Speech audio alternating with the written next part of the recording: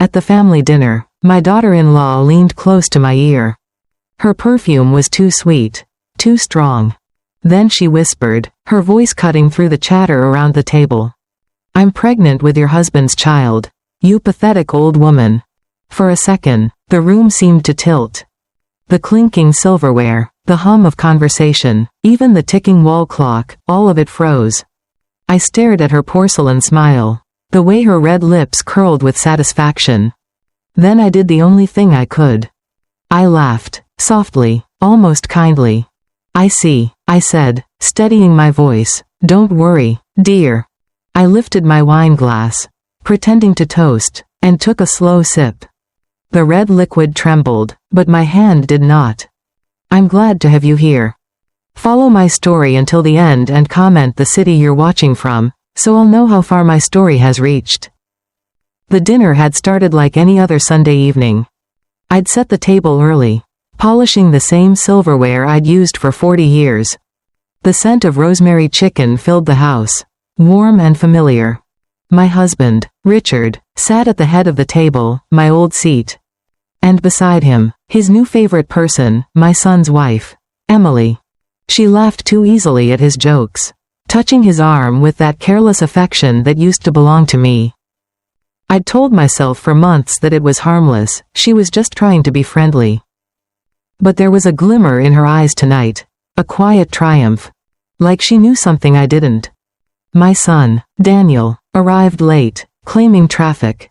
He kissed Emily on the cheek, not noticing how her eyes flicked toward Richard. Or how Richard's hand rested just a second too long on her shoulder. I noticed. A mother always does. Dinner went on with small talk about work and weather. I smiled, nodded, and passed the potatoes. The conversation danced around me like I was a ghost in my own home. Every now and then, I caught Richard glancing at me. Guilt flashing in his eyes. Gone before it settled. When the roast was served, Emily leaned close. Her hand brushed mine. Her voice was sugar-coated venom. "I guess some women can still give a man what he really needs." She pulled back, smiling at the others, as if she'd said nothing cruel at all. My heart didn't race, it slowed. Because suddenly, everything clicked. The missed dinners, the hushed calls. The way she always helped Richard in his study after meals. I cut a piece of chicken, chewing slowly, silently. She expected me to break, to lash out. Instead, I looked at her and smiled. A calm, practiced smile that came from years of holding families together. "You must be very proud of yourself," I said quietly. Her fork paused midair, confusion flashing across her face. I raised my glass again. "To new beginnings," I murmured. The others joined the toast, unaware that an entire world had just cracked beneath the tablecloth. That night, after the guests left, I cleared the dishes alone. The scent of perfume still lingered in the air. A sickly sweet reminder of humiliation dressed as confidence. I washed each plate carefully, one by one, listening to the faint hum of Richard's voice upstairs, talking softly to her. I didn't cry. I didn't storm in and demand answers. Instead, I dried my hands, poured myself another glass of wine, and wrote one small note on the grocery pad by the fridge. DNA test, clinic appointment, Tuesday, 9:30 a.m. I placed the pen down carefully. The sound of laughter upstairs drifted through the ceiling like ghosts. And for the first time in 40 years, I didn't feel like the wife in this house. I felt like the witness. The next morning, sunlight poured through the kitchen blinds, cutting pale stripes across the tiled floor. I stood at the sink, washing the same wine glass I'd held the night before, the faint scent of rosemary and detergent mixed with the stale perfume still clinging to the dining room curtains. From upstairs came the muffled sound of voices, Richard's and Emily's. It was faint, just enough for me to catch the rhythm of laughter. I turned on the faucet a little harder. There was a time when that sound, his laughter, meant peace to me. Now it only marked the distance between us. I spent the morning pretending to clean, dusting shelves that didn't need it, straightening picture frames that were already straight, It was easier to polish surfaces than face the rot beneath them. When I finally looked up, I realized I'd been wiping the same spot on the counter for 10 minutes. Richard came down for coffee, his tie crooked, eyes tired. "Morning," he muttered. "Morning," I replied. Our voices collided and fell flat in the air between us. He didn't mention the dinner. Didn't mention Emily's whisper, or my laughter, or the way she'd brushed his hand as she stood to clear the plates. He just asked if we had any more sugar.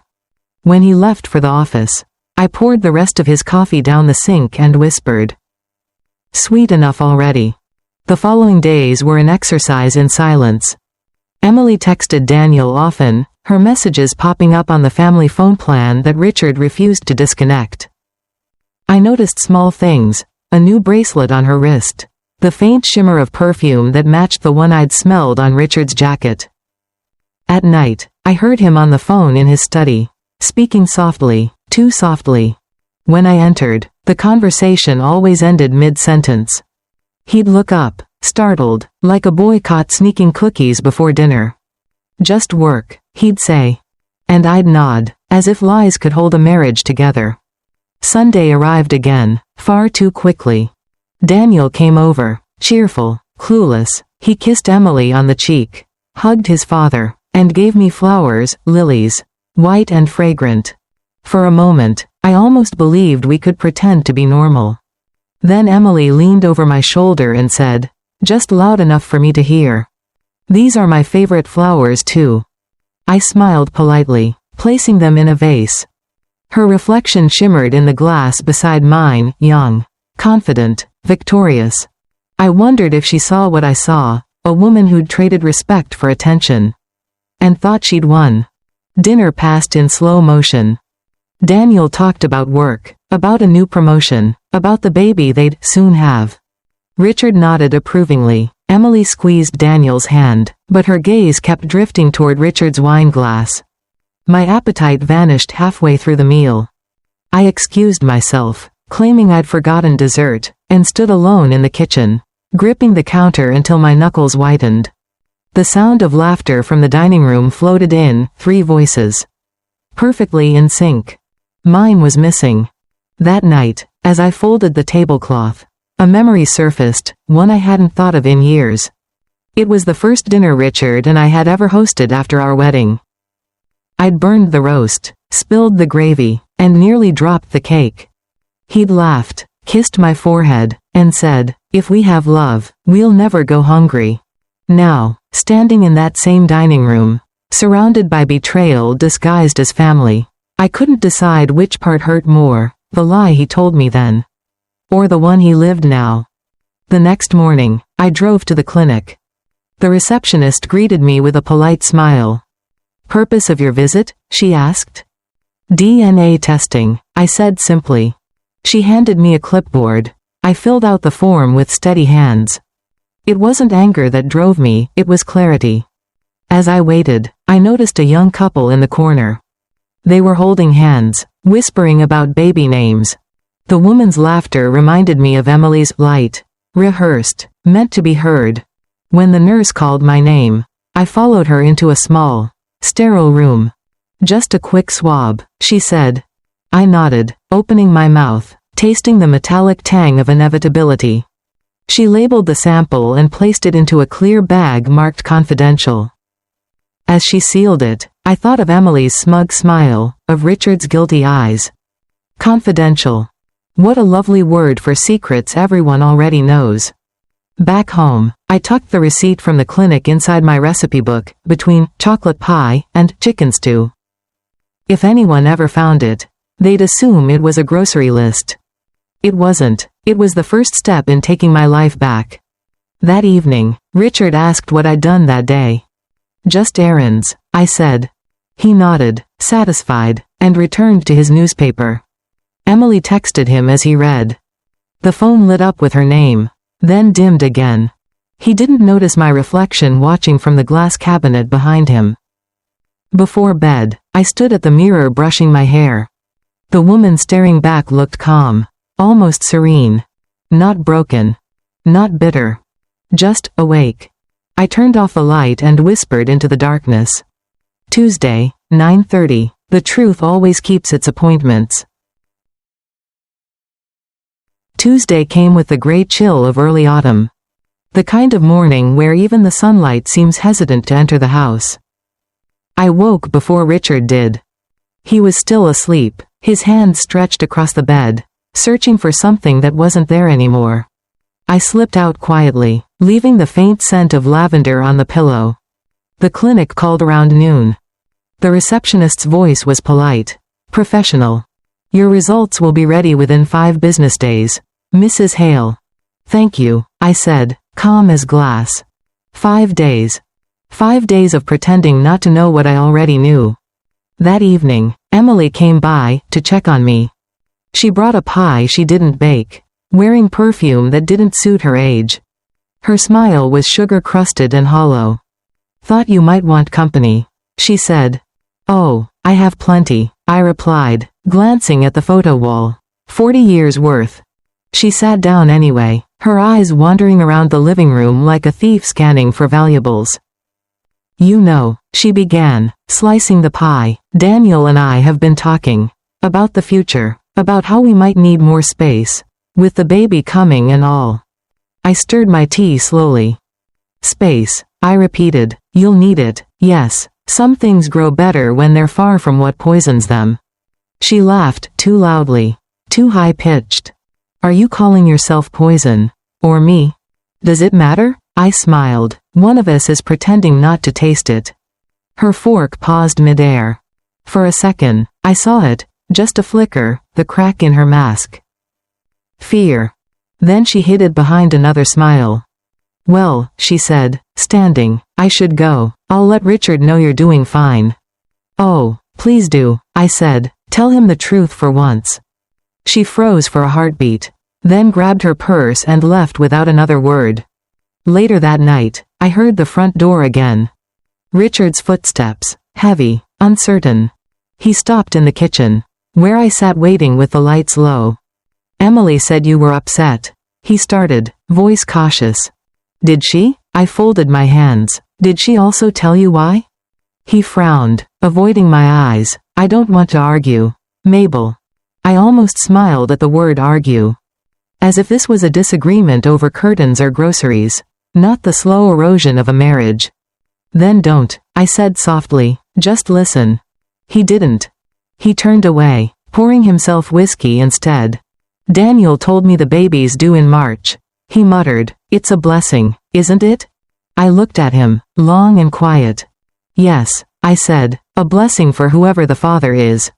He froze mid-sip. The glass trembled. For once, he looked straight at me. Mabel, what are you saying? Nothing yet, I said, standing, but soon. The next few days passed like fog. Daniel stopped by less often. Emily had convinced him I needed space. Richard stayed late at work, or said he did. And I went on with my routine. Cooking for one, cleaning a house that didn't feel like mine. On Friday, the call came. The clinic. Mrs. Hale, the voice said, your DNA results are ready for pickup. You can come anytime before 6. I glanced at the clock. 4:15. I'll be there in 15 minutes. The nurse handed me a sealed envelope, her expression neutral. She didn't know that inside that plain paper folder was the quiet end of something sacred. I didn't open it right away. I drove to the lake instead, the same one where Richard used to take me when we were newly married. The water shimmered like glass, reflecting clouds that looked heavier than they should. I sat there with the envelope in my lap, feeling its weight shift with every breath. When I finally tore it open, I expected shock, anger, maybe grief. What came instead was stillness. The kind that happens when you already know the ending, but you read it anyway, just to be sure. The test confirmed it. The unborn child wasn't Richard's. It wasn't even close. That night, Emily called. Dinner tomorrow, she said brightly, at Daniel's place, family only. Of course, I said, wouldn't miss it. My voice was calm, controlled, like a surgeon preparing for a delicate operation. After the call ended, I placed the folder on the dining table and stared at it for a long time. Its presence filled the room, louder than any argument, heavier than any confession. Outside, the wind howled against the windows. Inside, I smiled for the first time in weeks. Saturday came dressed in sunshine, mocking in its cheerfulness. I baked an apple tart, the one Emily always pretended to like. When I arrived at Daniel's house, she greeted me with a kiss on the cheek. Her lipstick left a faint mark on my skin, like a brand. "Glad you could come, Mom," Daniel said warmly. Of course, I smiled. Wouldn't want to miss a family celebration. Dinner was loud, cheerful, artificial. Laughter that didn't reach the eyes. Emily was glowing, or pretending to. She touched her belly every few minutes, as if rehearsing for a role. Halfway through dessert, she looked at me and said, "Mom, would you like to be godmother to our child?" Her tone was honey, her eyes knives. I took a sip of tea. "Only if the child belongs to our family, dear." The room fell silent. Daniel looked confused. Richard's fork froze midair. Emily's smile stiffened. "What's that supposed to mean?" "Oh, nothing," I said lightly. "Just a little joke. You know how DNA can be so unpredictable." Her face drained of color, just a shade paler than the cream on her pie. She forced a laugh, but her voice trembled. "You and your jokes, Mabel. Always loved science," I said softly. "It never lies." After dinner, Richard followed me to the porch. "What was that about?" he asked. "Ask Emily," I said. "She knows." "Mabel, please." 5 days, I whispered. That's how long it took for the truth to grow teeth. He looked at me then. Really looked. There was fear in his eyes. Not of me, but of what he'd let happen under his own roof. I left before anyone could say goodbye. The night air was cool, sharp. The stars looked cruelly bright, like witnesses who'd seen too much. Back home, I placed the DNA envelope inside a drawer, beside my wedding photo. 2 pieces of paper. One promised forever. The other proved forever was a lie. I turned off the light and sat in the dark, listening to the silence settle around me like dust. This was no longer grief. It was preparation. Because tomorrow, the game would change. I didn't sleep that night. I lay in bed staring at the ceiling fan, listening to it hum above me like time itself refusing to stop. Every turn of the blades pulled up memories I thought I'd buried. When did I start losing him? Not the day Emily appeared. No, it was long before that, years ago, when I began shrinking myself to fit inside his life. I used to think love was about compromise. Now I know it's often about erasure. I met Richard when I was 23. He was the kind of man who could fill a room just by standing in it. Confident, warm, charming. He made promises easily, and I, young, naive, believed every one. He said he wanted a partner, not a housekeeper. But over time, the lines blurred. I became the woman who packed his lunches, ironed his shirts, and stayed quiet when he came home late. Because that's what good wives did. That's what my mother had taught me. I used to wait for him by the window every evening, watching the headlights sweep across the driveway. Even when he stopped coming home on time, I waited. Even when the smell of another woman's perfume lingered on his coat. I told myself it was nothing. Because if I didn't believe in him, who would? Now, looking back, I realize it wasn't love that kept me. It was habit. And habit is the slowest kind of death. I remember Daniel's childhood. He used to run into the kitchen every morning, still in his pajamas, demanding pancakes shaped like dinosaurs. Richard never helped. He said mornings were his quiet time. So it was just me, a spatula, and a little boy who thought the world was safe because his mother smiled. When Daniel got older, he began to copy his father, the walk, the tone, even the way he avoided eye contact during arguments. But there were moments, brief and bright, when I saw my boy again. When he'd ask if I needed help in the garden, or bring me flowers from the yard. Those moments are what I kept. Because love, even the smallest scraps of it, was still something to hold on to. And maybe that's why Emily hurt so deeply. Because I gave her the same grace I gave Richard. I welcomed her in, taught her family recipes, shared my jewelry when she had nothing fancy to wear. I wanted her to feel like she belonged. She took that kindness and turned it into a weapon. Now, every time I walk through this house, I see ghosts of my own making. The dining table where I hosted birthdays and holidays. The curtains I sewed by hand. The photo albums lined neatly on the shelf. They're not just memories, they're evidence. Proof of how much I gave, and how easily they took. I dusted the mantel this morning and found a photo of Richard and me from our 20th anniversary. We were smiling, holding wine glasses, pretending nothing was broken. I stared at that picture until my eyes blurred. Then I put it face down. Later that afternoon, Daniel called. "Mom, about last night, you seemed a little tense." I almost laughed. A little tense. That's what they call it when your life cracks in half and you manage not to scream. "I'm fine, sweetheart," I said. "How's Emily?" "She's tired. The pregnancy's been rough." "I imagine it has," I said quietly. Truth has that effect. He didn't understand, not yet. But he would. Before hanging up, he said, "You're still coming for dinner Sunday, right?" I hesitated. "I'll be there," I replied. "There's something I need to give Emily." That night, I opened my old journal. The leather cover was worn, soft from decades of being handled. Inside were pages of grocery lists, recipes, tiny notes to myself. And tucked between them, pressed flat like fragile leaves, were receipts, small proofs of love. One for the down payment on this house. One for Daniel's college tuition. One for Richard's surprise birthday trip to Boston that he later took without me.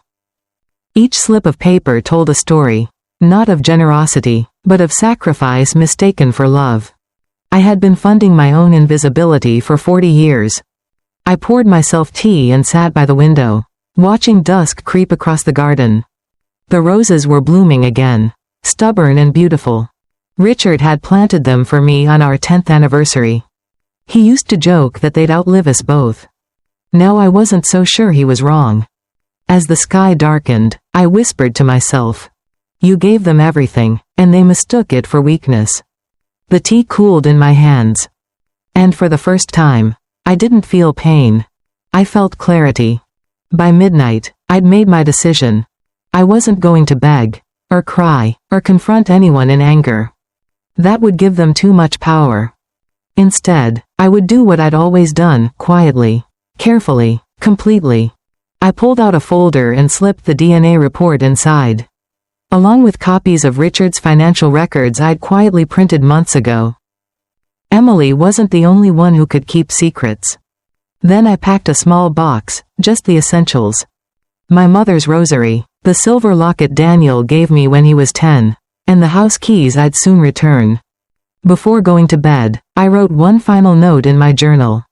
I spent 40 years tending a garden that never belonged to me. Tomorrow, I plant my own.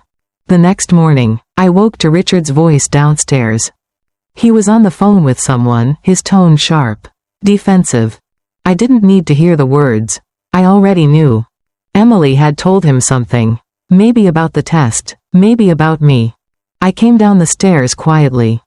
He stopped mid-sentence when he saw me. His face was pale, eyes red from a sleepless night. "Mabel," he said softly, "we need to talk." "No," I replied, "you need to listen." I placed the DNA report on the counter. He reached for it, hesitated. "Is it true?" he whispered. "You'll have to ask her," I said, "but you already know the answer." He looked at me like a man who'd just realized his home was built on sand. "I didn't mean for any of this." "Spare me," I interrupted. "You meant for convenience, you meant for comfort, but you never meant for me." He said nothing. And I didn't wait for him to. I turned, picked up my coat, and walked toward the door. He called my name once. Softly, almost kindly. But kindness, at this stage, was just another form of cruelty. Outside, the air smelled like rain. The wind carried the scent of wet earth and old roses. I breathed it in, slow and steady. Behind me, through the window, I saw Richard still standing in the kitchen, frozen, small, finally alone. For a moment, I pitied him. Then I remembered what pity had cost me all these years. I got in the car and started the engine. The road ahead was empty. And for the first time in decades, that emptiness felt like freedom. The rain didn't stop for 2 days. It fell steady and soft, the kind that blurs the world and makes every sound seem far away. I didn't go back to the house. Didn't call Richard. Didn't check my messages. I rented a small apartment above a florist shop downtown. The air there smelled like soil and lilies, clean, new, alive. The woman who ran the shop, Nora, was in her 70s. She reminded me of myself 20 years ago, sharp eyes, steady hands, and a kindness that didn't beg to be noticed. When I signed the lease, she said, "You look like someone starting over." "I suppose I am," I replied.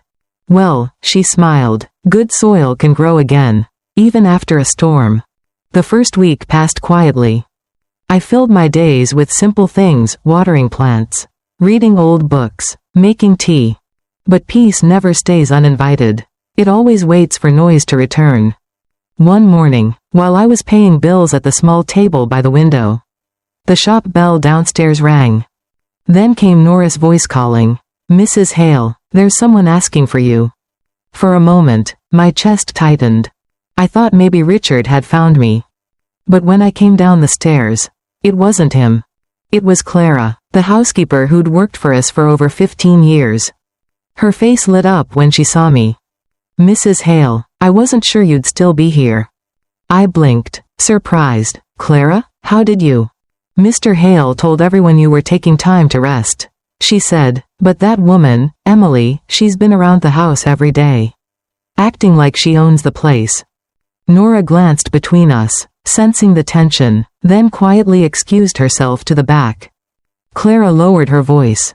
"Ma'am, I wouldn't have come if it wasn't important." She reached into her purse and pulled out a folded envelope.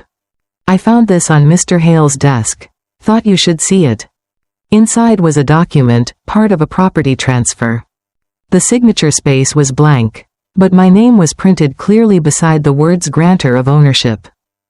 Emily's name was listed right below, labeled beneficiary. For a moment, I couldn't breathe. "She's trying to take the house," Clara whispered, "and Mr. Hale's been meeting with her lawyer. Says it's for tax reasons." Of course. The timing was perfect. Destroy the wife, inherit the home. I folded the paper carefully, my hands steady. "Thank you, Clara," I said. "You did the right thing." Her eyes filled with tears. "You've always been good to me. I can't stand watching her do this to you." I placed a hand over hers. "You've done enough. Leave the rest to me."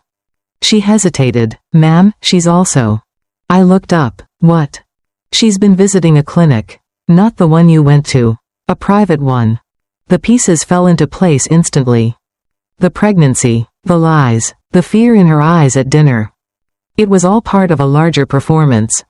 I thanked Clara again, walked her out, and stood at the door until her car disappeared down the street. When I turned around, Nora was waiting behind the counter, pretending to rearrange flowers. "You don't owe me an explanation," she said softly. "I know what betrayal smells like. It lingers longer than perfume." I almost smiled. I'm learning that myself. That night, I pulled out the folder from my bag, the DNA report. The receipts, now joined by the property document. 3 items. 3 weapons. And I hadn't even raised my voice once. I began making notes in a small notebook, just as I'd done during my first years of marriage. Only this time, I wasn't tracking meal plans or birthdays. I was building a record. Dates, conversations, witnesses. Every small moment of deceit. I remembered how Emily's eyes darted when I mentioned DNA. How Richard flinched when I said, truth. Even Daniel's confusion, his blind faith in a woman who'd turned his father into a fool. They were all pieces of a puzzle. And I was finally seeing the picture clearly. 2 days later, Nora brought me a cup of tea while I was sorting papers. "Do you mind if I ask something personal?" she said. "Depends how personal." She smiled. "Do you still love him?" The question lingered like smoke. I stared at the steam rising from my cup. "I don't know," I said at last. "Maybe I loved who I thought he was. Or maybe I just loved the idea that someone could need me." "Needing isn't loving," she said quietly. "It's using, dressed in affection." Her words hit harder than she knew. Later that week, Clara called again. Her voice trembled. "Mrs. Hale, something's happening tonight. They're having dinner with a lawyer. I think she's making him sign the papers." I looked at the clock, 6:45. Dinner hour. How poetic. "Thank you, Clara," I said. "Don't get involved any further. I'll handle it." I hung up, opened my drawer, and pulled out the envelope containing the DNA report. It was time. At 8 p.m., I drove back to the house. The driveway lights were on. Through the dining room window, I saw them, Richard, pale and tired, Emily, glowing with triumph, and a man in a suit beside her. Flipping through papers. I didn't knock. I just walked in. The room fell silent. "Mabel?" Richard stammered. "What are you?" "I forgot something," I said calmly, placing the envelope on the table. "A little truth you might find useful before signing anything else." Emily's smile faltered. "What's this?" she asked. "The results of your favorite secret," I said. "The baby you've been using as leverage." Richard's eyes widened. "Mabel." "Read it," I said. He hesitated, then opened the envelope. His hand trembled as he scanned the page. Once, twice. Then he looked up, face ashen. "It's not mine." Emily shot up from her chair. "That's ridiculous. You probably forge." "Sit down," I interrupted, my voice sharp but steady. "For once in your life, stop lying." The lawyer cleared his throat awkwardly. "Maybe I should." "Yes," I said, "maybe you should." He gathered his things and left without another word. When the door closed, Emily turned on me. "You think you've won?" she hissed. "This isn't about winning," I said. "It's about ending."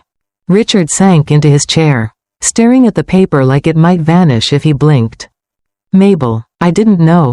"I know you didn't," I replied. "You never looked long enough to see anything." Emily's face twisted with panic. "You can't prove it was me who planned the transfer."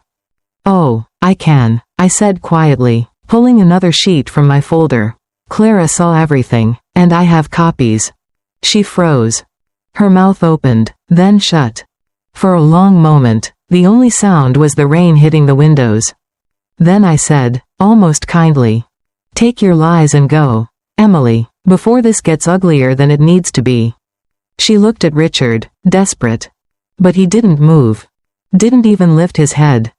And just like that, she grabbed her purse and left, heels clicking against the tile like a slow countdown to silence. After she was gone, Richard tried to speak. I stopped him with a raised hand. "Don't," I said softly. "You had your chance to protect what mattered." I walked to the door, paused, and looked back once. "You can keep the house, Richard. It's full of ghosts anyway." He didn't answer. He just sat there, staring at the DNA report, his reflection fractured in the wine glass beside him. When I returned to my apartment, Nora was waiting up. She took one look at my face and said, "It's done, isn't it?" "Yes," I whispered, "it's done." She handed me a cup of chamomile tea. "For the nerves," she said. I took it, sipped slowly, and felt the warmth spread through me. Outside, the rain had stopped. The streets glistened under the lamplight. Clean again.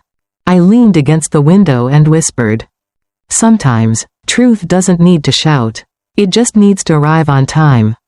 And for the first time in months, I slept without dreaming. Morning light came quietly through the window, touching everything in gold. For the first time in months, I didn't wake to tension in my chest. No whispered lies behind closed doors. No footsteps pacing above me. Just silence and the faint sound of Nora watering her flowers downstairs. I sat at the small kitchen table, drinking coffee from a chipped mug. It wasn't much, but it felt honest. Honesty had become my luxury now. The events of the night before replayed in my mind like an old film, Emily's face draining of color. Richard's silence, the soft thud of the door closing behind her. For 40 years, I'd lived my life smoothing over other people's chaos. Now, I was finally letting them live in it. By noon, the phone rang. It was Daniel. "Mom, what happened last night?" His voice was tight, defensive. "Emily's saying you've humiliated her. That you made up some story about the baby not being Dad's." I said nothing for a moment. "Daniel," I asked quietly, "do you really think I'd lie about something like that?" He hesitated. I don't know what to think anymore." "That's progress," I said softly. "You're finally thinking." He let out a shaky breath. "She left. Mom packed her things, said she needed time." "She'll need more than time," I murmured. "She'll need a conscience." "Don't talk about her like that," he snapped. "I'm talking about truth, not her," I replied. "If you want to find it, you know where to look." Then I hung up. Nora walked in just then, wiping her hands on her apron. "Trouble?" she asked. "Family," I said. She nodded like she understood every unspoken word. "You can't fix broken glass by staring at the pieces." "No," I said, "but you can stop cutting yourself trying to hold them." She smiled. "Good, you're learning." That evening, I went for a walk through the small park nearby. The air smelled of damp earth and pine. Couples passed by, holding hands, laughing softly. For years, I'd envied that kind of peace. Now, I wasn't sure I wanted it anymore. There's a strange freedom in not needing anyone. It doesn't mean you stop caring, it just means you stop expecting. I sat on a bench overlooking the pond and pulled out my notebook.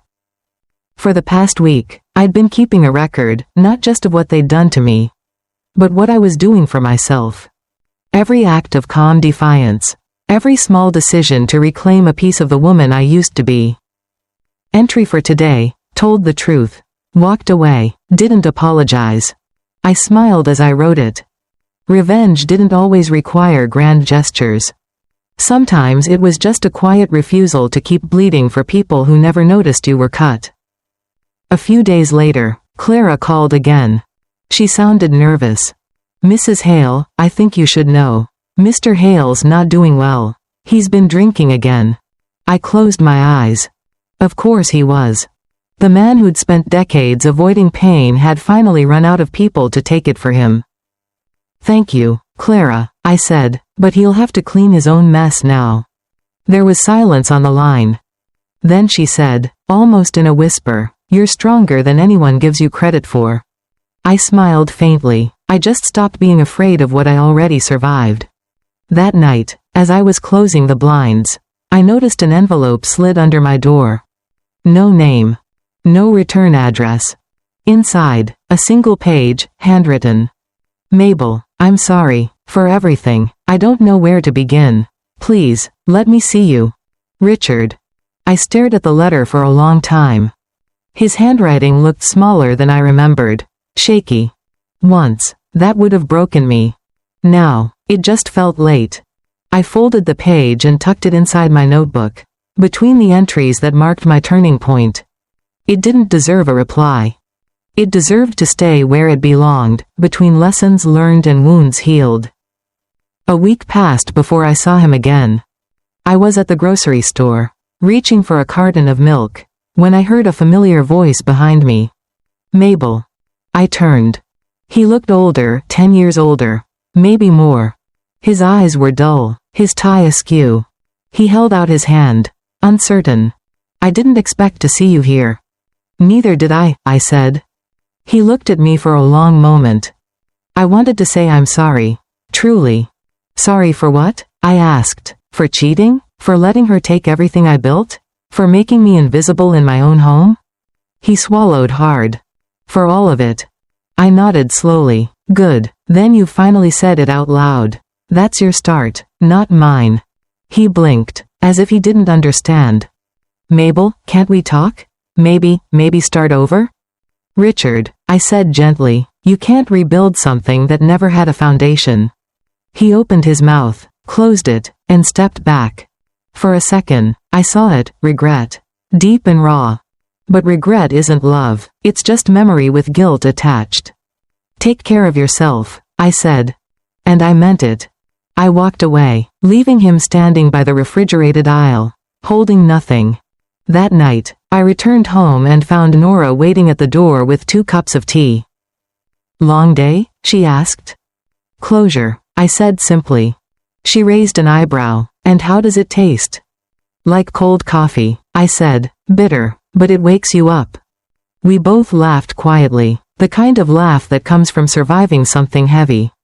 Then Nora leaned closer. You know, she said, when I lost my husband, I thought I'd never feel strong again. But strength isn't loud, it's quiet, it's the way you breathe after the storm and realize you're still here. I looked at her, really looked at her. Maybe life had sent me to this little flower shop for a reason. That night, before going to bed, I took out my journal again. I wrote, "Forgiveness isn't a gift you give others. It's the key you turn to walk out of their cage." Then I closed the book, placed it on the nightstand, and turned off the lamp. Through the open window, I could hear the faint rustle of leaves and the hum of distant traffic. The city kept moving, indifferent and alive. And so did I. The next morning, I woke up before dawn.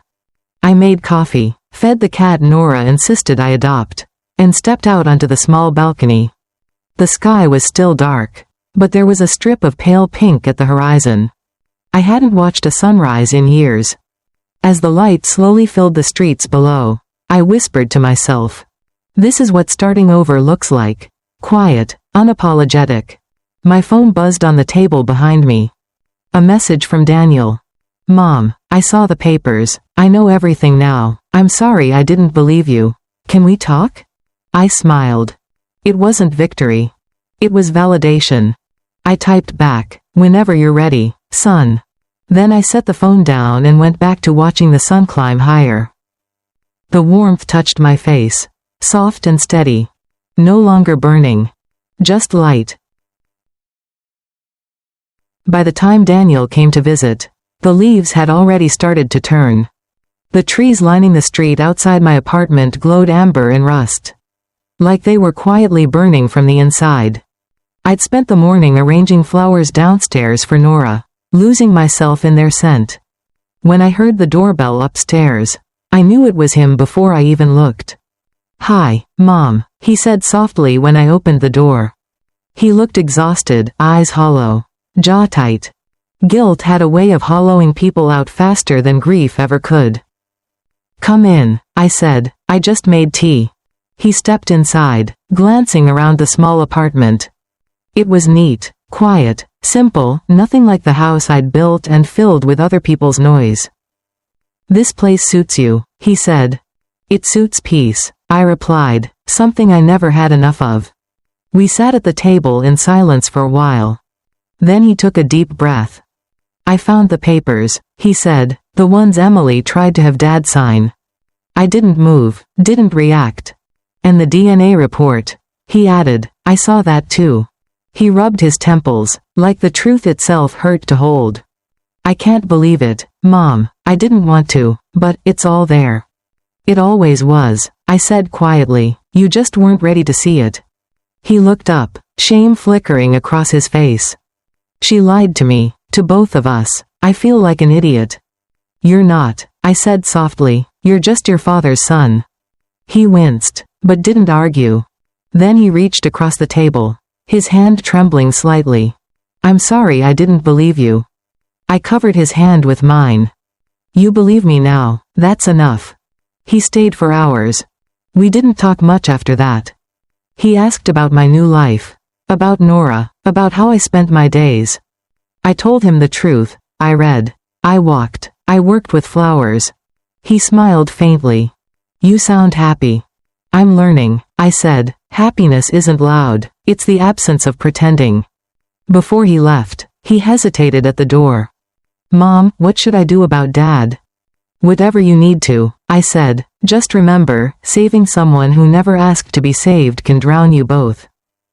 He nodded slowly, then hugged me tight.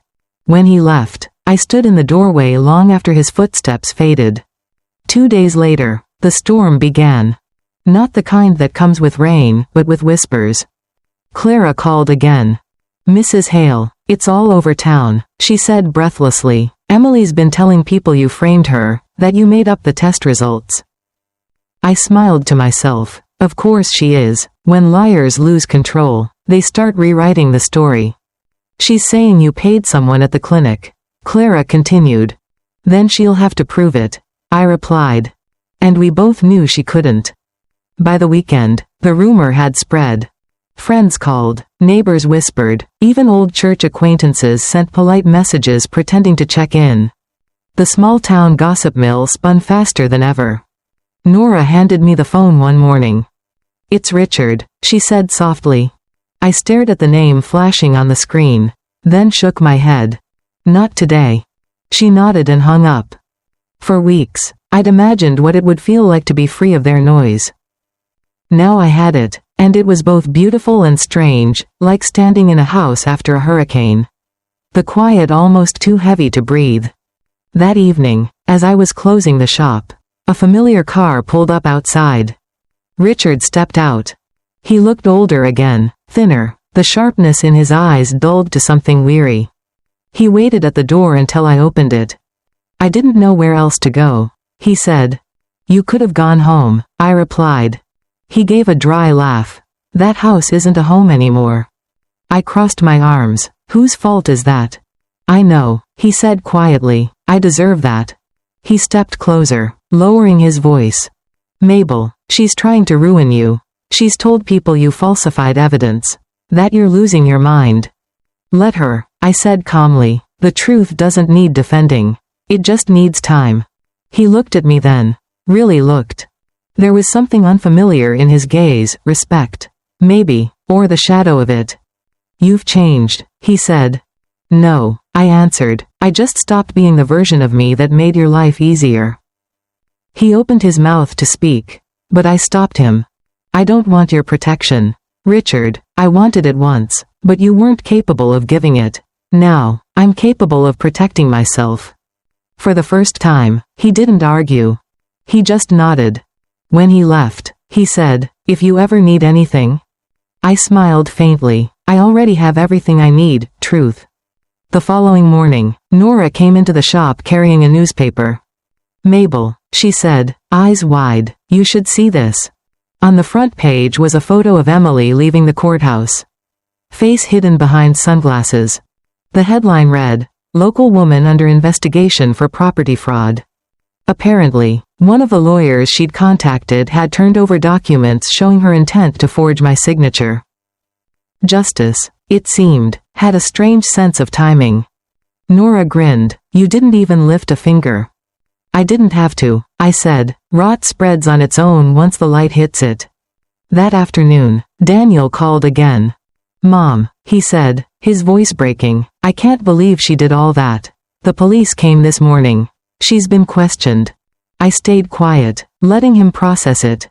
He continued, "Dad's devastated. He keeps saying he should have seen it coming." "He should have," I said gently, "but guilt won't fix anything. It never does." He hesitated. "Will you ever talk to him again?" "Maybe," I said, "but only as the woman I am now, not the one who used to wait for his apologies." Later that evening, Nora locked up early and brought out 2 glasses of red wine. "To survival," she said, raising her glass. "To silence that speaks louder than revenge," I replied. We drank quietly, watching the sun dip below the city's edge. Outside, people hurried past, each carrying their own secrets, their own small storms. Nora broke the silence. "You know, Mabel, some people spend their whole lives waiting for closure. But I think you found something better." "What's that?" "Peace." I smiled. Peace doesn't mean forgetting. It just means nothing they do can touch you anymore. Before bed, I opened my journal again. The pages smelled faintly of tea and ink. I flipped to a blank one and wrote, "When lies finally rot, they smell like freedom. Truth doesn't need revenge, it needs air." I closed the book, set it beside my bed. and turned off the light. Through the window, I could see the faint glow of the florist's sign below. A single word shimmered in the glass reflection, bloom. And I realized that was what I'd done. Bloomed. Not in spite of them, but because I finally left the garden that kept cutting me. The news spread faster than I expected. By the end of the week, everyone in town had read about Emily's property scandal. I didn't need to say a word, the truth was finally doing its job. Still, part of me felt unfinished. Not angry, just aware. There was a conversation I still needed to have. One that had been brewing, slow and steady, like a pot of tea left on low heat. So I called her. "Emily," I said, when she finally picked up. There was silence, then a sharp inhale. "You have some nerve calling me." "I do," I said evenly, "and I'd like to use it. Come by the flower shop tomorrow at 3. Alone." She laughed bitterly. "Why would I do that?" "Because, my dear, you've already lost everything else. What's one more conversation?" I hung up before she could answer. The next afternoon, the bell above the door rang. She entered wearing dark sunglasses and a forced air of confidence. I recognized the perfume first, sweet, heavy, the same one that used to linger in my dining room. Now it smelled like decay. "Tea?" I asked, motioning to the small table by the window. She hesitated, then sat down. Her hands were shaking. I poured the tea slowly. The silence between us was heavier than the steam rising from the cups. She finally broke it. "You think you've won, don't you?" "This isn't a competition," I said, "it's a reckoning." Her lips curled into a smirk. "You think the world's on your side because of some newspaper article? You think people believe you're innocent?" "I don't care what they believe," I said softly. "The truth doesn't need believers. It only needs light." She leaned forward. "You ruined my life."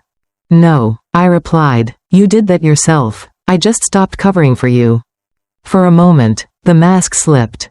Her bravado faltered. And beneath it, I saw what she really was, scared. "You don't understand," she said, voice trembling. "I was desperate. I wanted security. Your husband, he promised." I raised a hand to stop her. "Don't say his name. He's not your shield anymore." Tears welled in her eyes, though I couldn't tell if they were real. "I loved him," she whispered. "No," I said gently. "You loved the reflection of yourself you saw in his guilt." She went silent. I poured her another cup of tea, though she didn't touch it. Then I reached into my bag and placed a small envelope on the table between us. "This," I said, "is for you." Her eyes darted to it. "What is it?" "Proof," I said, "of how far I'm willing to go." She reached for it with shaking hands and opened it. Inside was a single photocopy, the DNA report. The same one that had destroyed her illusion. Her fingers tightened on the paper. "Why are you showing me this again?" "To remind you," I said quietly, "that truth has a longer memory than lies." She looked up, and for the first time, I saw something shift behind her eyes. Anger giving way to shame. Or maybe fear. "You could have gone to the police," she said softly. "I still could," I replied. She froze. Then I leaned forward, my voice calm, almost kind. "But I won't. You've already lost everything that matters. Jail would be mercy." Her breath hitched. "Then what do you want from me?" "Nothing," I said, "just your silence. No more gossip, no more lies. You'll disappear, and I'll never speak your name again." She looked down at the tea, her reflection rippling in it like a ghost. After a long pause, she whispered, "You're colder than I thought." I smiled faintly. "No, just finally room temperature." The bell over the door jingled. Nora appeared, holding a tray of sugar cookies. "Oh," she said, pretending surprise, "I didn't know you had company." "Just finishing up," I replied. Emily rose from her seat. Her lipstick was smudged, her voice brittle. "I hope you choke on your peace," she said. I met her gaze without flinching. Peace doesn't choke, it breathes. And then she left. Just like that. No slamming door, no screaming. Only the faint sound of heels fading into the street. When the shop was quiet again, Nora came over and sat across from me. Was that who I think it was? Yes, I said. She looked like a ghost. She is, I murmured, just doesn't know it yet. Nora sipped her tea and studied me. You handled that well. I'd have thrown the cup at her. I smiled. I used to throw my dignity away like that. Not anymore. That night, Daniel called again. I heard Emily's leaving town. He said, she called her sister in Denver. That's good, I replied. He hesitated. You really don't hate her, do you? I paused, thinking carefully. No, I don't hate her. I outgrew her. He exhaled, relief mingling with confusion. I don't know how you stay so calm. Because calm is how you win. Daniel, I said softly, noise is just weakness trying to sound important. The next morning, I opened the shop early. The sun was bright, almost blinding. The scent of lilies filled the air. Nora was already arranging bouquets when I noticed a single folded note under the door. It was from Emily.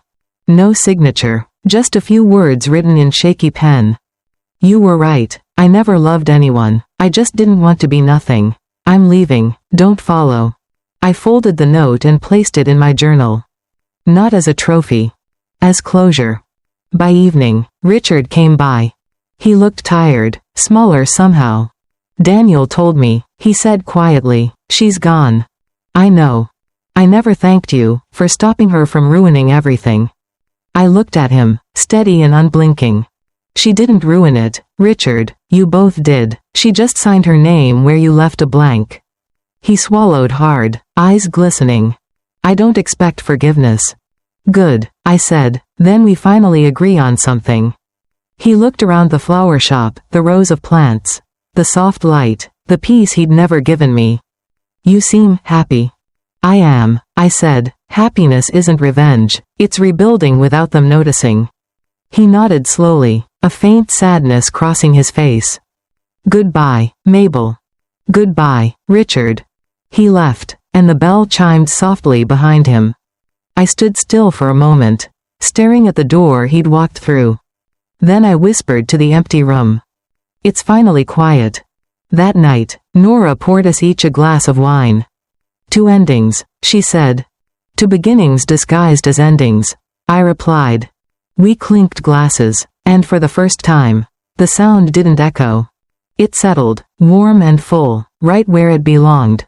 Before bed, I opened my journal again and wrote.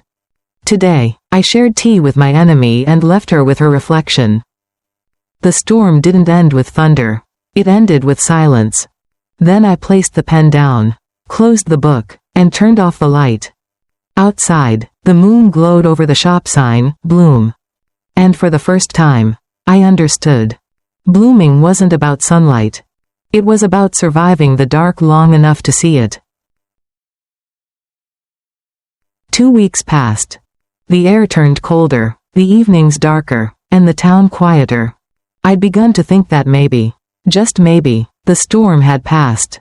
Then, one Thursday afternoon, the peace broke.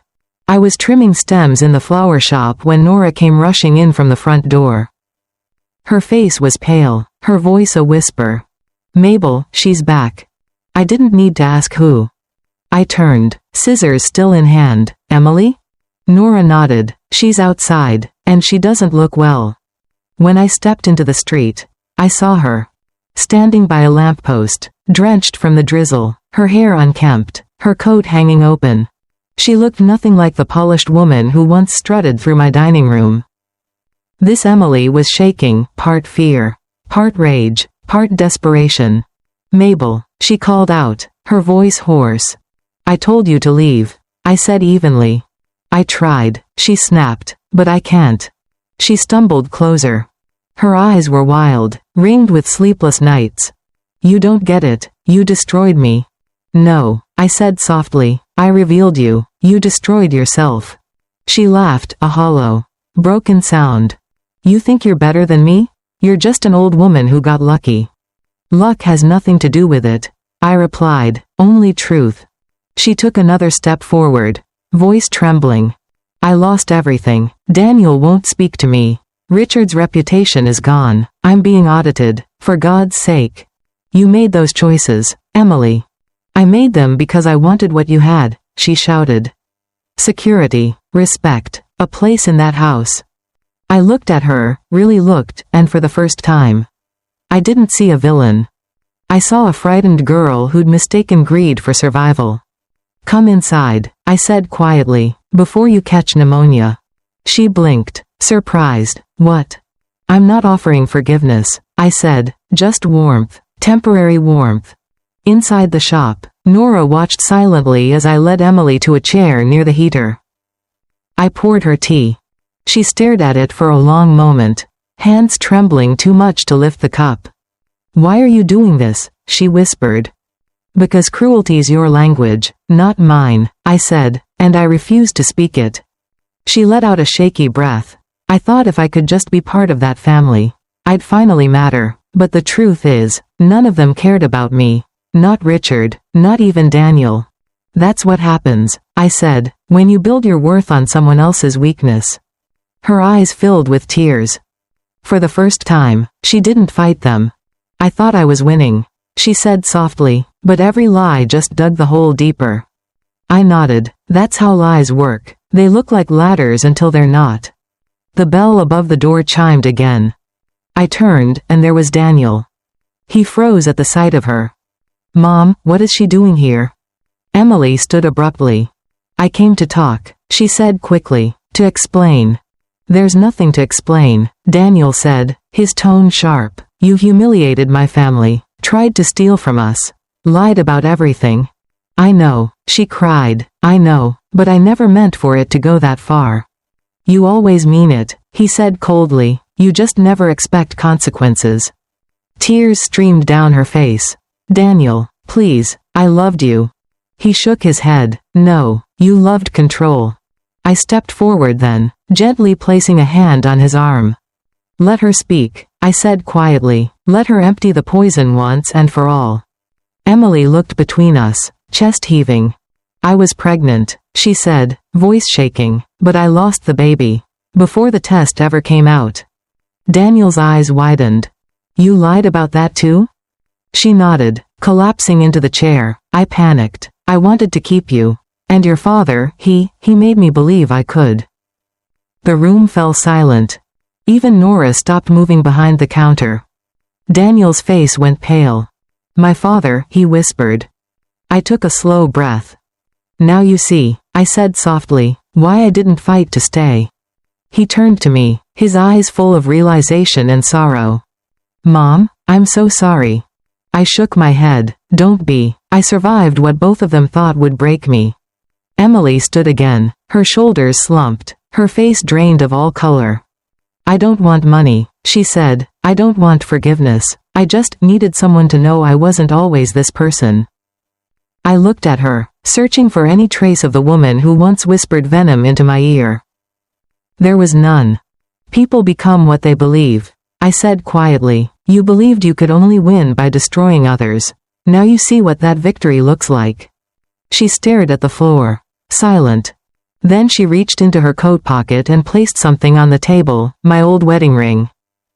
I found it, she whispered. It was in the drawer after you left.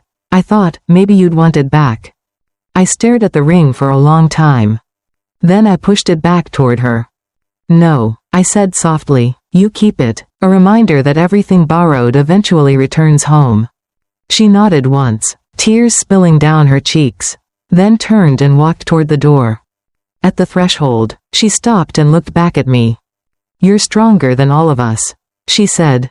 I smiled faintly. No, I just stopped kneeling. After she left, Daniel sat heavily in the chair she'd been in moments before. He looked at me, exhausted but clear-eyed. What happens now? He asked. Now? I said. Now we stop surviving and start living. He nodded slowly. Then, after a pause, he said, I want you to move back home. I shook my head. That house was never mine. You build your own, Daniel. Fill it with truth this time. He smiled sadly. Maybe I'll start by helping you here. I reached across the table, touching his hand. That would be nice. That evening, after he left, Nora locked up the shop and joined me by the window. Seems like the ghosts finally spoke their last words, she said. They did, I replied, and none of them were worth keeping. We watched the rain begin to fall again, soft and steady. It wasn't the kind of rain that destroyed, it was the kind that cleansed. Before bed, I sat at my small desk and opened my journal once more. The pages had begun to curl at the edges from constant use. I turned to a new page and wrote. She came back with nothing left to hide. Truth stripped her bare, but I didn't need revenge, only distance.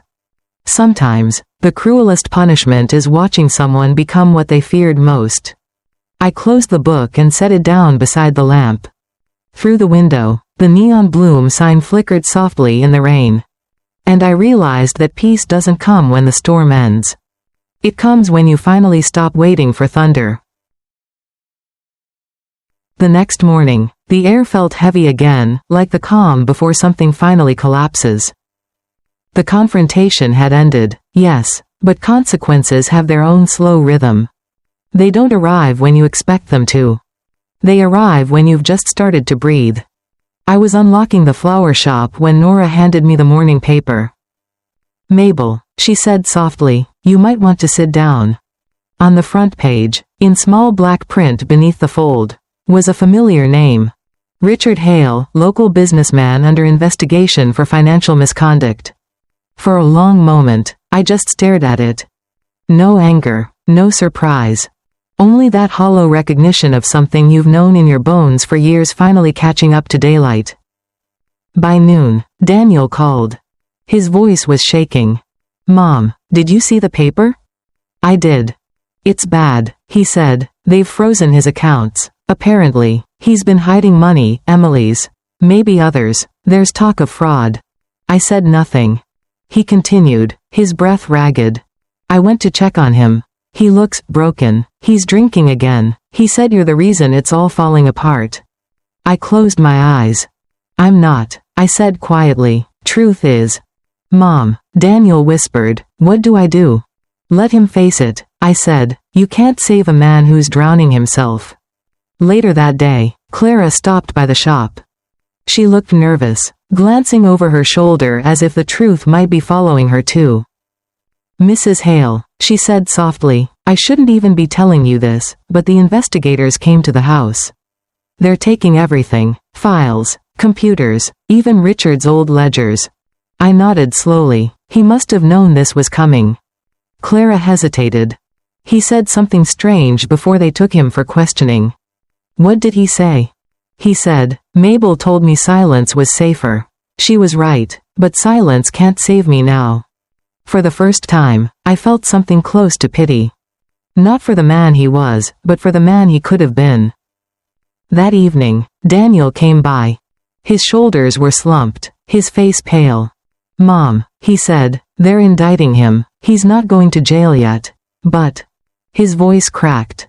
This will ruin him. I poured him tea, letting the silence stretch between us before speaking. Ruins aren't always bad, I said. They remind us what happens when we build on lies. He looked at me helplessly. You sound so calm. I've already lived through the worst. I said, everything now is just cleanup. A few days later, I found an envelope under my apartment door. Inside was a letter, written in Richard's uneven handwriting. Mabel. I don't expect forgiveness. I just want you to know that I'm sorry. For the years I made you small. For believing peace came from silence. It didn't. It came from you. Take care of Daniel. Tell him I'm proud of him. Even if I never said it out loud. You were always stronger than I deserved. R. I folded the letter carefully and tucked it into the back of my journal. Not as a keepsake. As closure. The scandal spread quickly. Neighbors whispered, colleagues avoided eye contact, old friends stopped calling. For years, I'd feared humiliation more than anything. Now that it was here, it didn't touch me. It belonged to him, not me. Nora found me that night sitting outside the shop, sipping tea under the fading porch light. You heard about the arrest? She asked gently. I did. She sat beside me, quiet for a moment. Do you feel free now? I thought about it. Freedom, I realized, isn't one moment. It's a series of small choices that no one applauds. I feel finished, I said, and that's close enough. The following Sunday, Daniel asked me to come by the house. The same house I once scrubbed, decorated, filled with laughter and food. Now it stood cold and quiet, the paint chipping, curtains drawn. When I walked in, the air smelled like dust and whiskey. Richard sat in his old chair, eyes dull, hands shaking. For a moment, I almost didn't recognize him. "Mabel," he said weakly, "you came."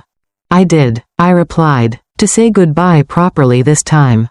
He gave a faint smile. "I deserve worse than this." "Yes," I said simply, "but I don't wish it on you." He looked up, startled. "You don't?" "No," I said, "hate is just another way of staying tied to you." He nodded slowly, understanding in his eyes for the first time. "Do you remember," he whispered, "our first Christmas here?" I smiled faintly. "The burnt turkey and the broken lights?" He chuckled softly, then coughed. "Even then," he said, "you made everything feel right." "I did what I thought love was," I said. "Turns out, it was survival."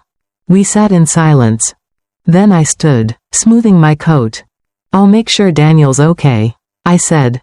He nodded, eyes glossy. "Thank you." I turned to leave. Before I reached the door, I heard him whisper, almost to himself, "You always were the better one." Outside, the sky was the color of bruised steel. The wind carried the faint sound of church bells from downtown. I stood there for a long time, watching the house fade into the distance as I walked away. When I reached the corner, I realized I wasn't crying. Not out of coldness, but because there was nothing left to grieve. That night, Daniel called again. "He's going to plead guilty," he said quietly. "It'll be in the papers next week." I nodded, even though he couldn't see me. "I'll visit him," Daniel added. "He needs someone." "I know," I said. "He still has you. That's enough." "Will you ever see him again?"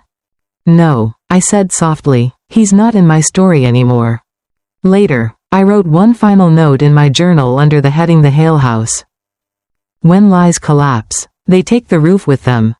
But sometimes, standing outside the wreckage, you finally see the stars.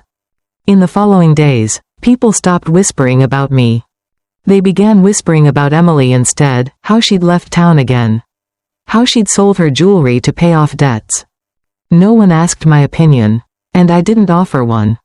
Silence had become my favorite kind of truth.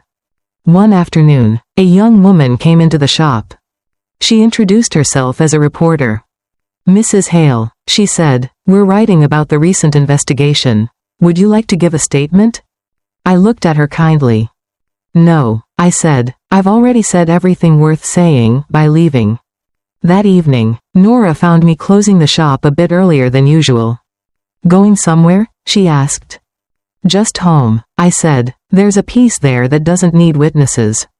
She smiled. "You've earned it." "I didn't earn it," I said. "I learned it." Before bed, I made a cup of chamomile tea and sat by the window. The city lights shimmered below, soft and distant.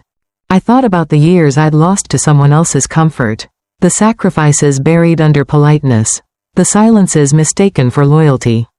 Then I thought about now, this small apartment, these quiet nights, the laughter I sometimes shared with Nora or Daniel. And for the first time in a long while, I didn't feel like I was starting over. I felt like I was exactly where I was supposed to be. In my journal, I wrote, "The house may have fallen, but I'm still standing. The noise has faded, the truth remains." Then I closed the book, turned off the lamp, and let the stillness fill the room. Outside, the moonlight brushed against the Bloom sign once more. And somewhere, far away, the old Hale house sat silent, finally, mercifully, empty. Autumn slipped quietly into winter. The flower shop windows fogged with every breath, and the air outside smelled like cinnamon and cold rain. Life had slowed down to a kind of rhythm that finally made sense. No more whispers, no more battles, just days that began and ended in peace. I'd stopped checking the newspaper weeks ago.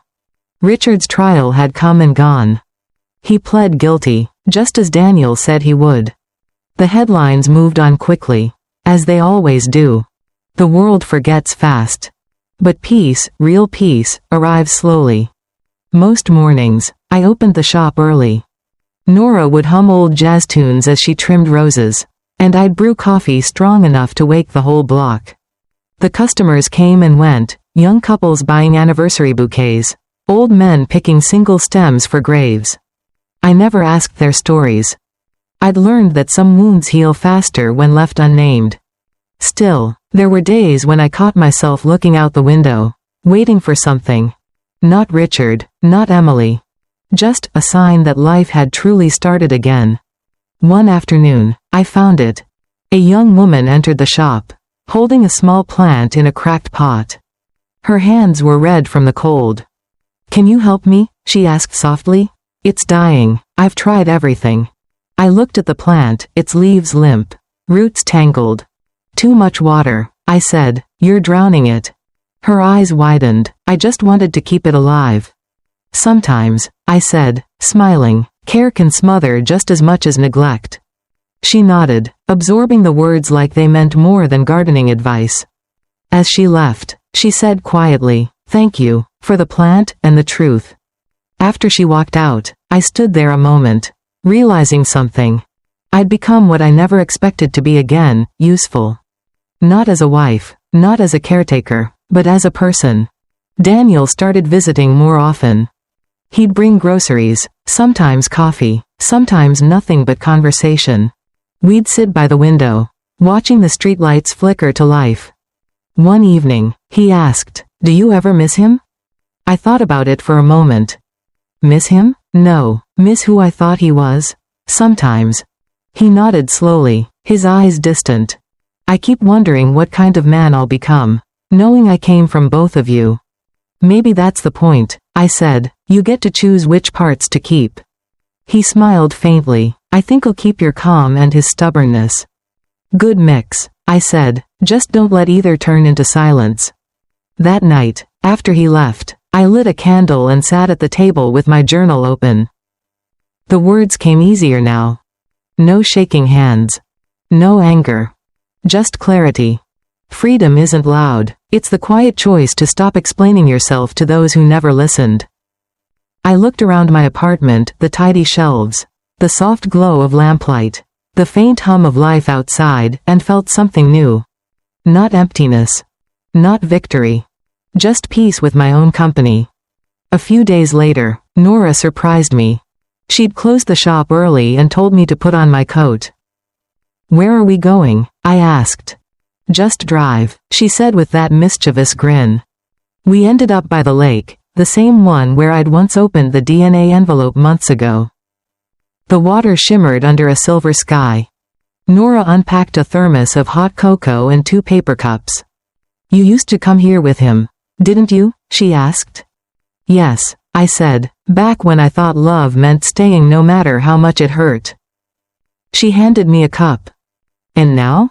"Now," I said, "I know love starts when you finally leave."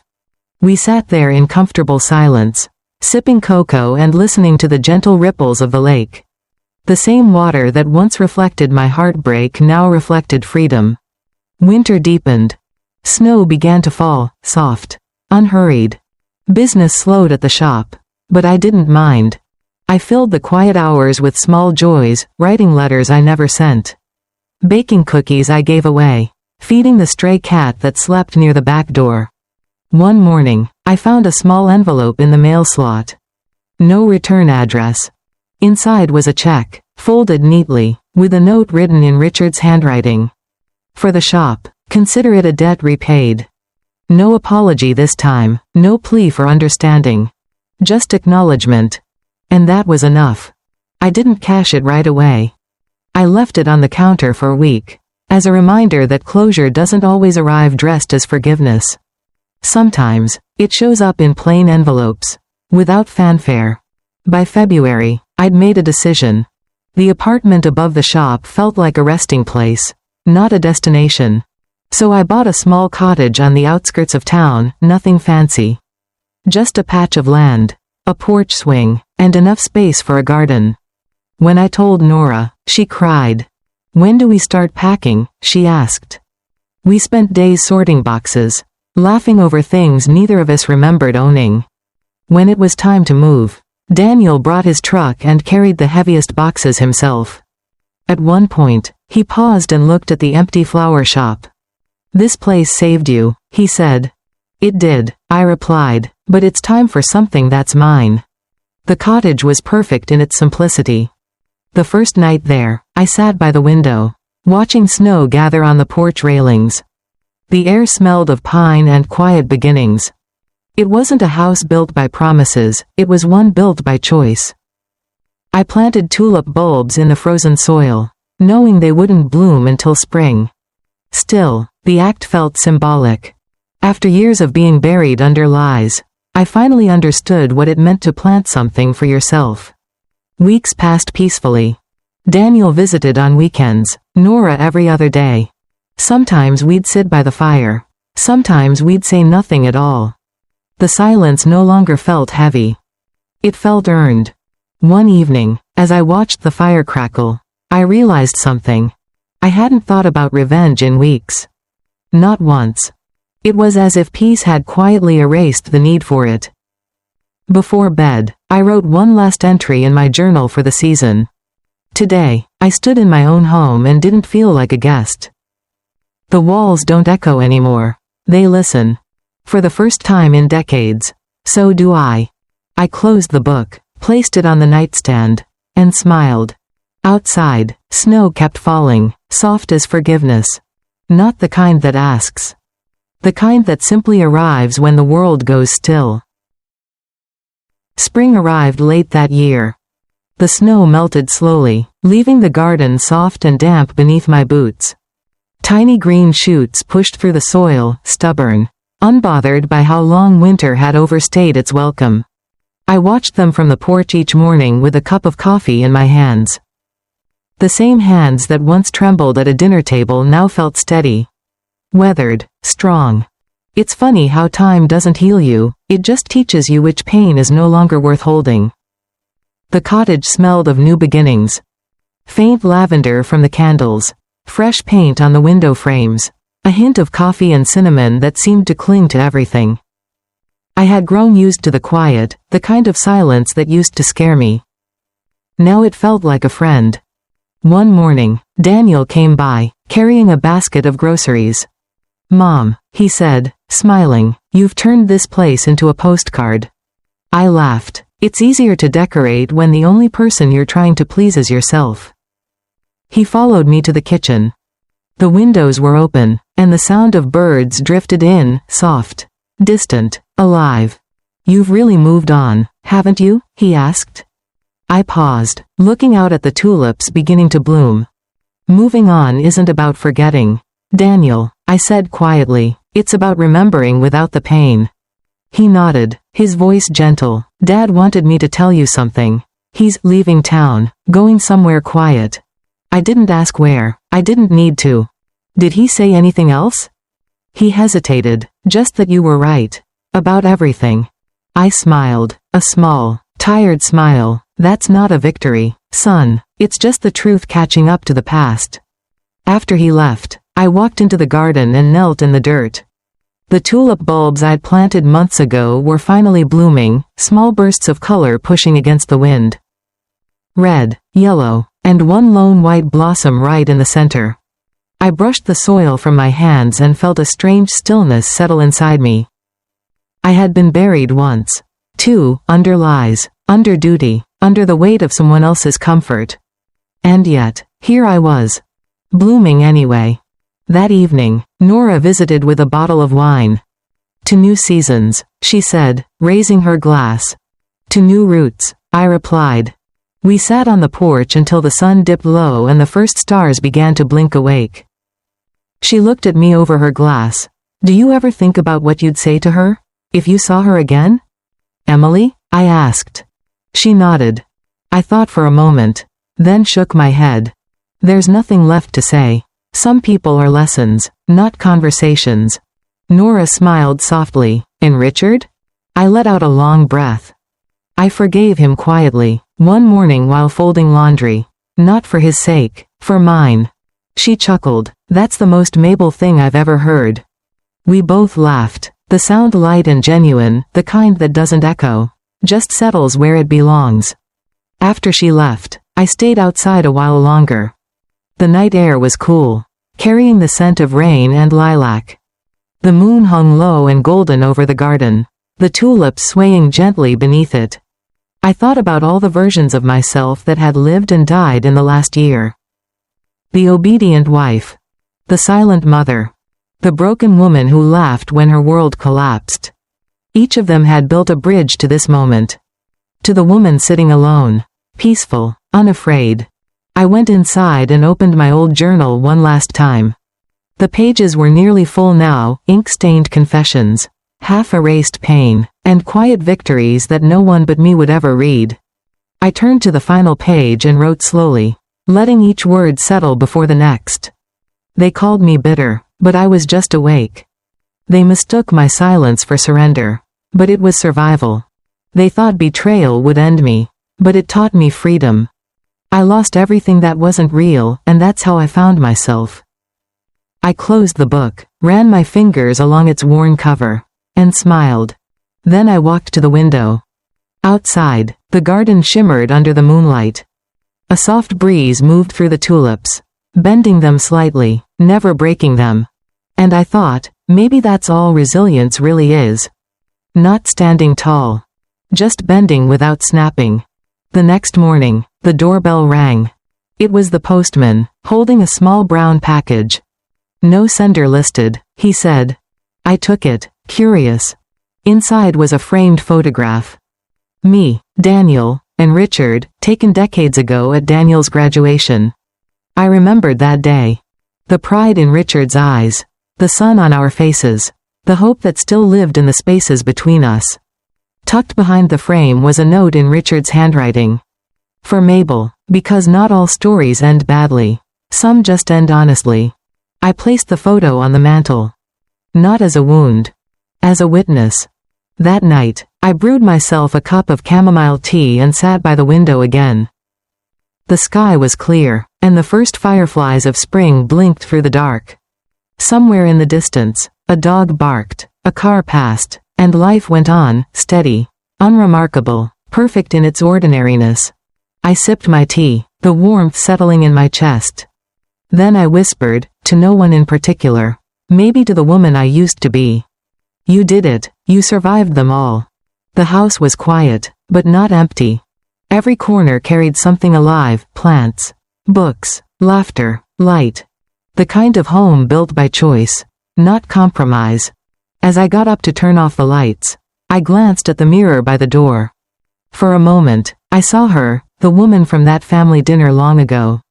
The one who smiled through humiliation and betrayal. But she wasn't sad anymore. She just nodded, as if to say, we made it. Before bed, I wrote one last line in my journal beneath all the others. People think revenge is loud, but peace is the quietest victory of all. I closed the book, blew out the candle, and let the darkness wrap gently around me. Outside, the wind rustled through the tulips, carrying with it the faint scent of freedom. And as I drifted to sleep, I realized something simple, something final. The truth doesn't always destroy. Sometimes, it redeems.